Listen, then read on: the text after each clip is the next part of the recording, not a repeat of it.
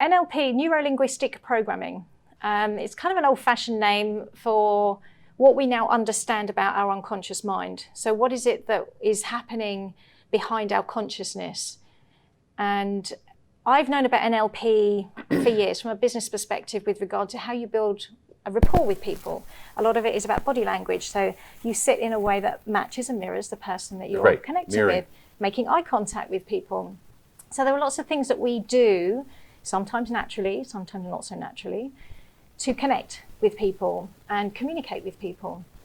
And coming up 3 years ago, a friend of mine had seen that there was a program, an NLP program coming to town. And she said, look, would you come with me? And I said, yeah, I'm always interested in learning something new, and maybe I can learn, I'm pretty sure I'm going to learn something from this guy. It was 4 days.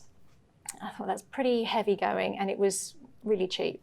It was like we paid $100 each for 4 days training. It was inexpensive. Yeah. Yes, inexpensive.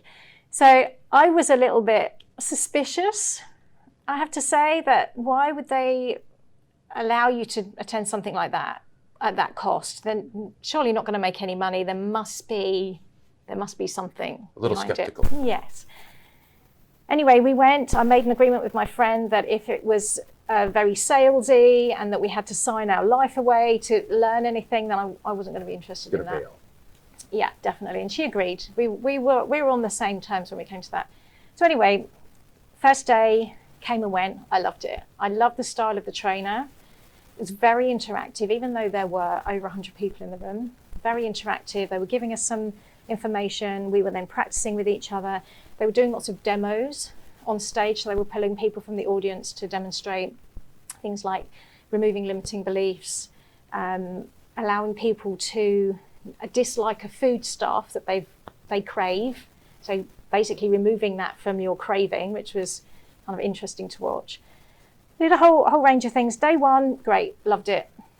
Day two came and I said, okay, let's see what we can learn here. And that's when they started opening up and tapping into our unconscious mind and making us think very differently. And I was then questioning, okay, this is another level that I've never been to before.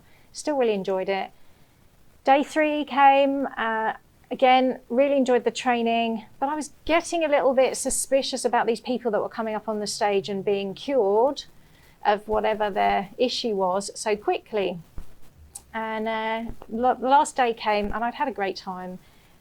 Definitely wasn't going to ask for my money back. I was very happy with the training that I'd received. But still that underlying, are all these is this plans, real? Yes. Right? Is this real? Is this really real? And so towards the end of the day, the instructor had said, we're looking for people who have a phobia. And if they would like to release that phobia, then, come up and let us know about this phobia. So I was like, okay. I've had a phobia of spiders my whole life. I don't remember not having a phobia of spiders. It's literally something I've gone through my whole life. My mum had a phobia of spiders, and I just put it down to her. She passed it on to me, or something must have happened. And I've always been afraid of getting rid of it because you see it on TV and people like saying, here's the spider, here's the spider, here's the spider, or doing some terrible immersion type therapy where you had to, and you weren't ready to go down that path. I was never ever going to do that. So, but anyway, I wanted to test the training. So I put my name down and we went back and we sat down, and the trainer, very graciously thanked everybody for coming up with their phobias. He said, but Viki, I'd really like you to come up on the stage. And at that point, I just felt sick because I thought, no, what?